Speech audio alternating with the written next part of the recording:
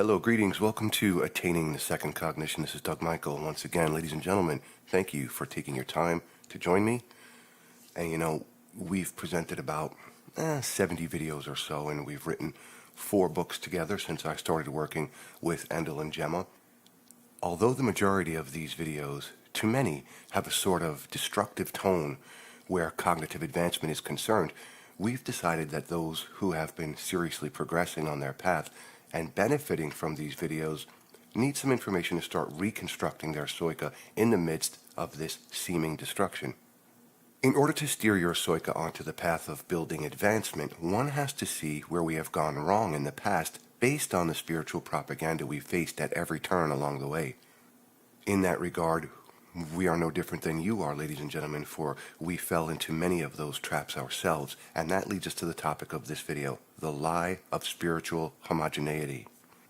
Each of us is going to share how this theosophical Fabian doctrine of spiritual homogeneity served as an impediment and handicap to our own cognitive advancement until we reach beyond the point of allowing it to rule our Soika. As we have noted in our most recent videos, the inorganic ascended assholes have controlled every avenue of human perceptions for at least the last 6,000 years.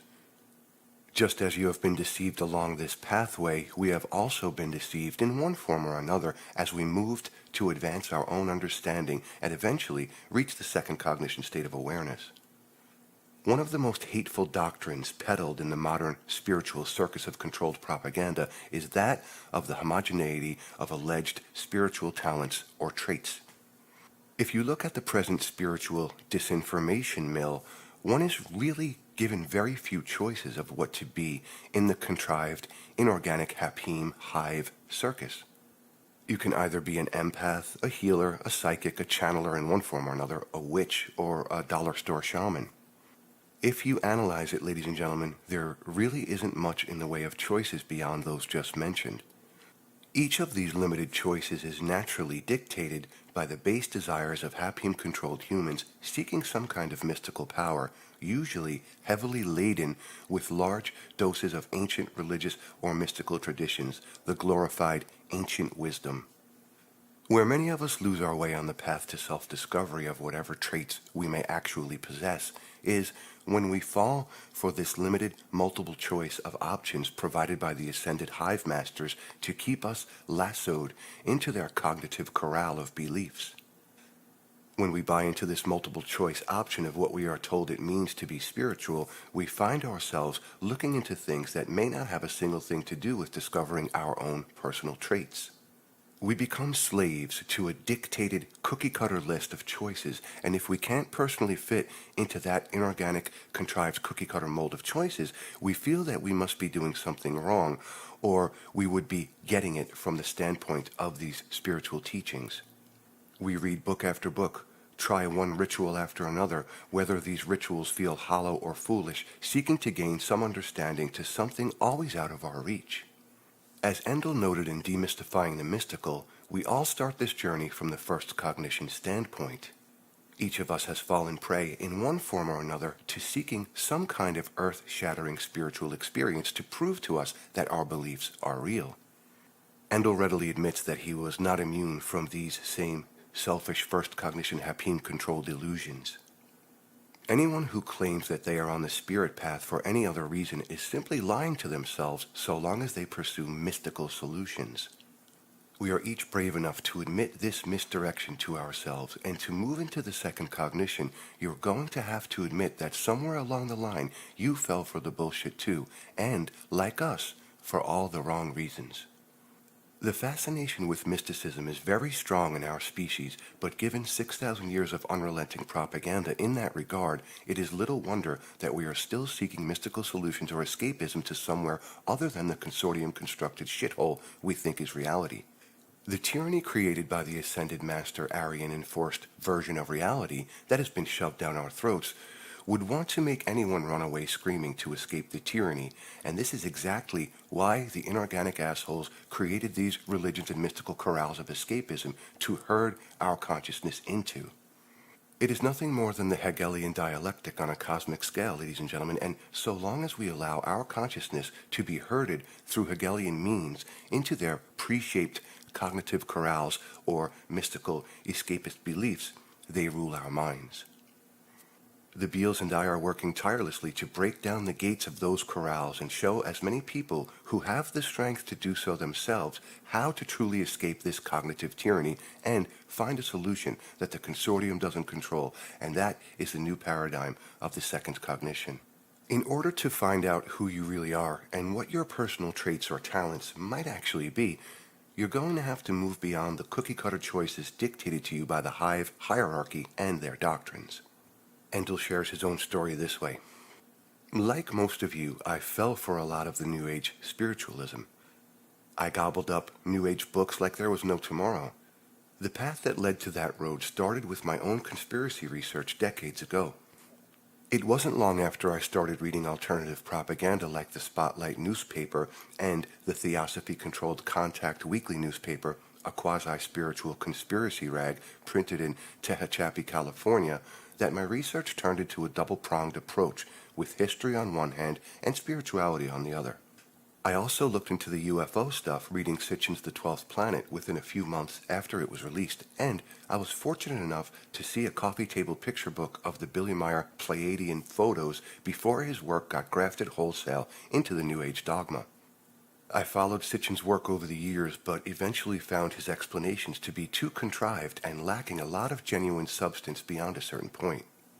I didn't buy into the whole UFO agenda bullshit, but I did give credence to the off-world alien savior bullshit I was introduced to in the Contact news rag. After about 3 or 4 failed alien rescue lies, I was finally able to see through that particular brand of bullshit and abandoned it altogether.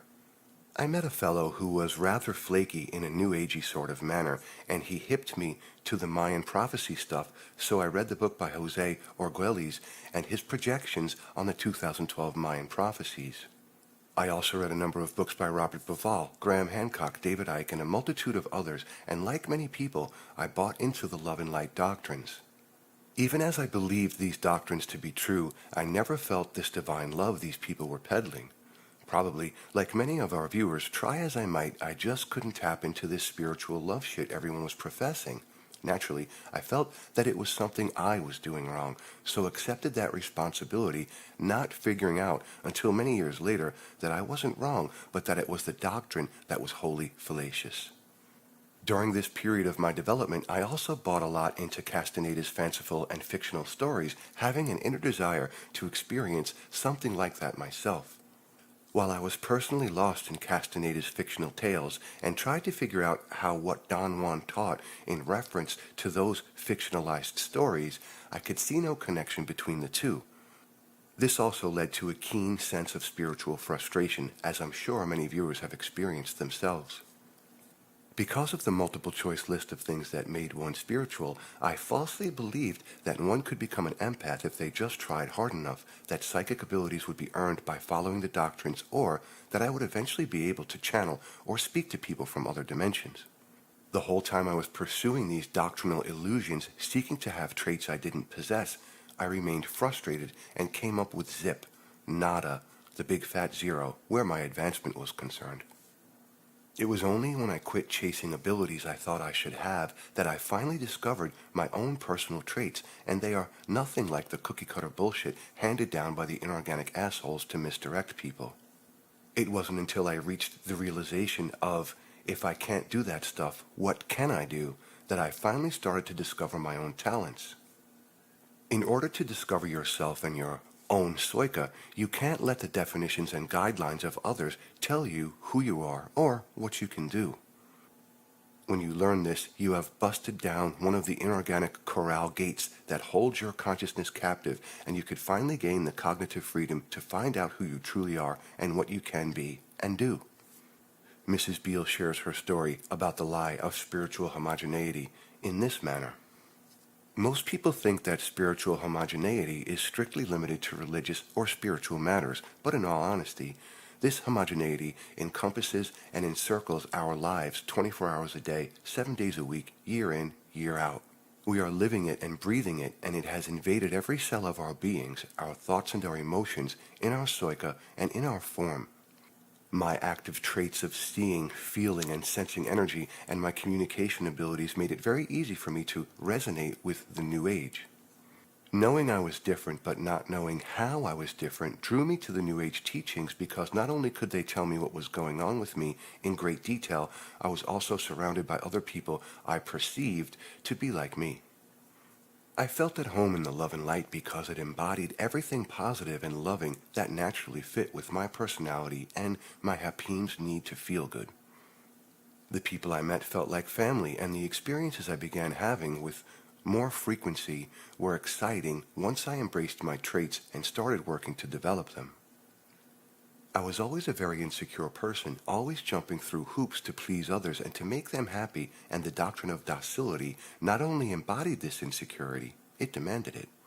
The more I worked with my traits and began to understand them, what my traits were showing me was much different than what the teachings in the New Age were telling me. For years I second-guessed myself and my interpretations of my intuition because my insecurities wouldn't allow me to see, much less believe, I was being lied to. Even when I would tell other sensitives like me what I was seeing and experienced that went against the teachings, I believed the teachings over my own intuition because all of these New Age gurus and teachers couldn't be wrong, could they? At that time, I never dreamed of doing research into the arena of the New Age because I was under the mistaken impression that what was being taught was thousands of years of sensitives like me sharing what they had learned from their own intuition and experiences in communion with God. Having blind faith in God is what was drilled into me through my religious upbringing, and blind faith is unshakable when you are indoctrinated into rooting in that perspective. The New Age, although they don't call it God, continues the mantra of blind faith to Creator or the Divine. They never tell you to have faith in yourself, blind or otherwise. When I began communicating with my guide friends and I was lamenting about the failures of my intuition because what I was seeing, feeling, and experiencing was diametrically opposed to what I was learning through the New Age teachings, one of my guides told me point blank, "It may look like a duck, walk like a duck, and quack like a duck, but it is not a duck. Only your intuition will tell you it's not a duck. Always trust your intuition." These guide friends always answered my questions in a glib manner that aligned with my rooted beliefs, but as my perceptions expanded and my intuition was showing me the truth and exposing the lies, my questions became more probing and their answers changed from what they told me before. I explained this in my book, The Energy Experience. When I demanded they tell me nothing but the truth, I began discovering how much of my intuitive insights were correct or closer to the truth than what is being pushed in the New Age. This homogenization isn't only in the New Age, though. I yearned to truly understand my traits, and I erroneously thought I would find answers, real answers, by studying psychology. I quickly learned that 95% of psychology is bullshit, and the 5% that is truth you don't learn in academia, you learn it from going within and analyzing yourself. The reason the people in the field of psychology can understand the human psyche well enough to detail it so expertly is because the human psyche is easily manipulated.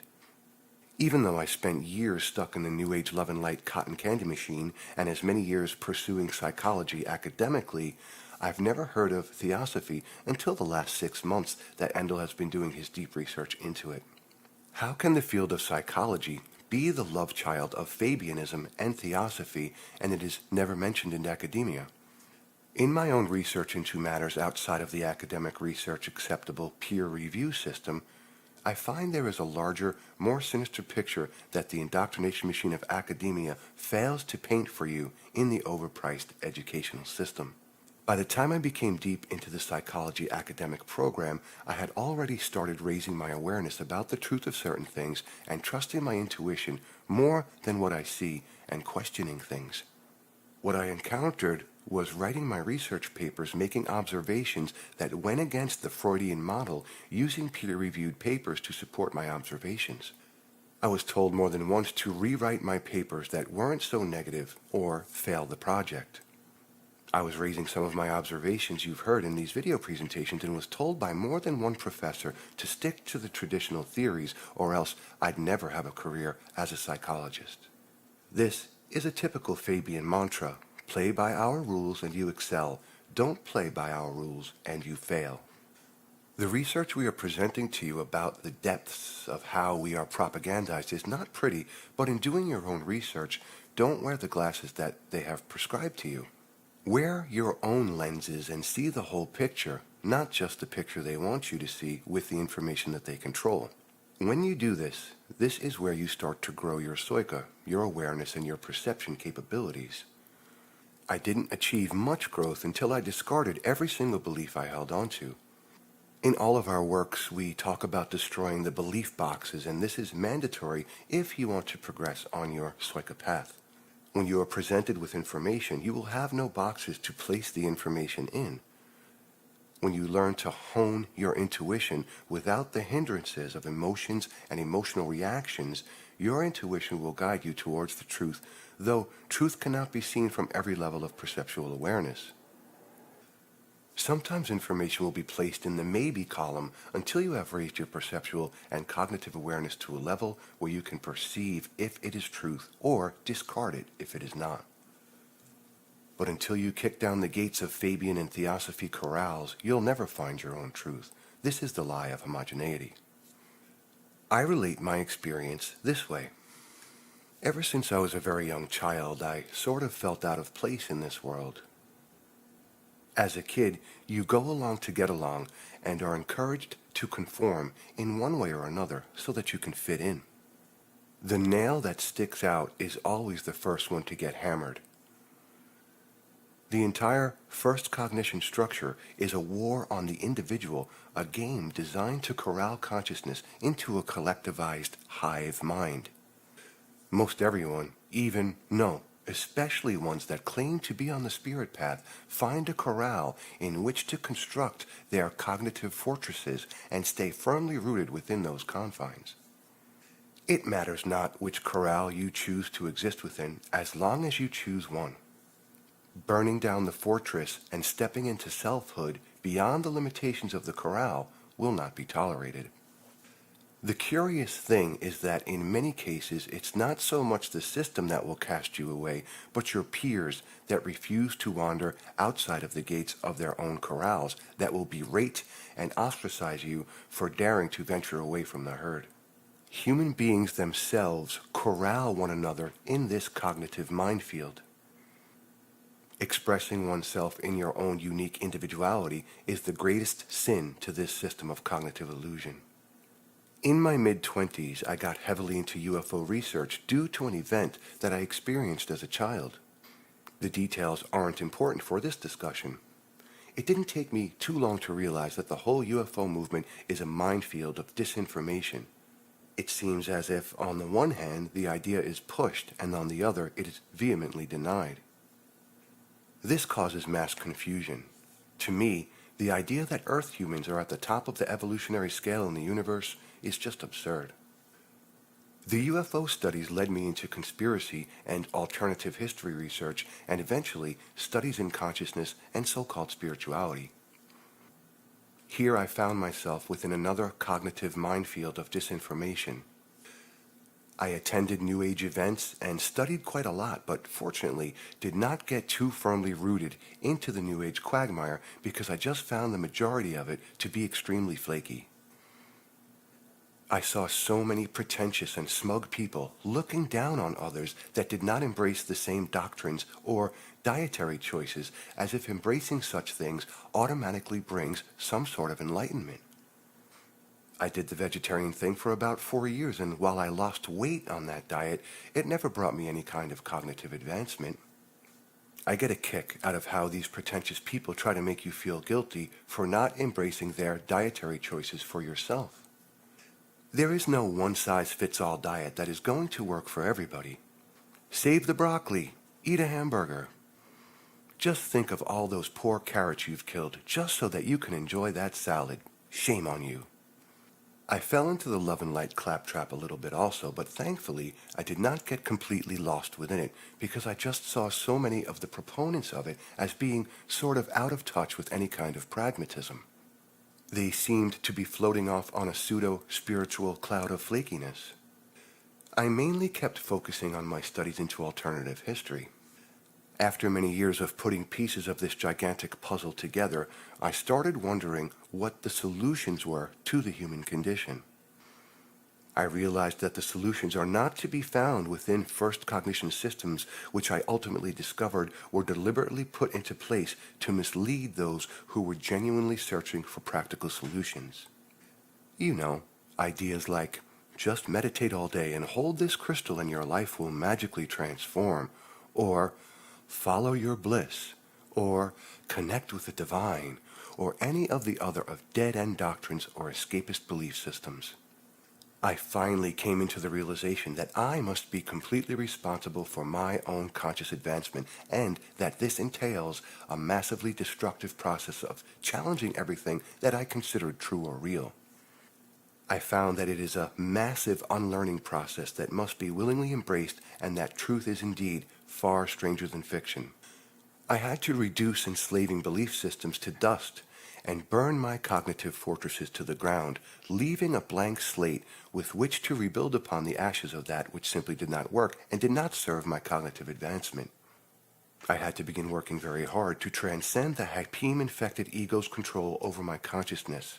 I realized that no one could do this for me but myself.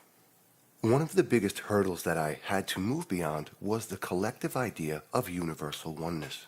When I discovered that we are truly individuated, it was as if the walls came crumbling down all around me. I realized that the primary consciousness, that quiet, ever-present whisper of spirit, buried underneath the blaring discordant noise of the ego, recognizes no consciousness as higher than itself. We've been trained our entire lives to deny this and are misled down every dark corridor into dead-end avenues that blind us from this realization and lead nowhere. The greatest fear of the consortium is that individuals begin discovering who they are and the magnitude of their fullest potential. Discover ourselves we must if we are ever to become anything more than cognitive slaves to this suffocating system of tyranny.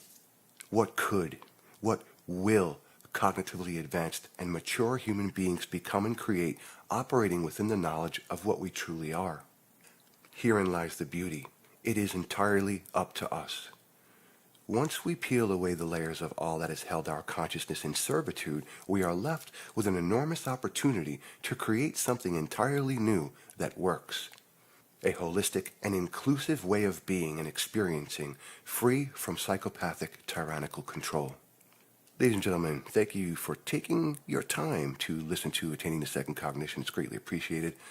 I extend my gratitude and my deepest thanks to any and to all who take the time to open their minds, to search for truth, and to push forward in their own cognitive advancement and willful evolution. Once again, thank you so much. This is Doug Michael, and until next time, walk in peace.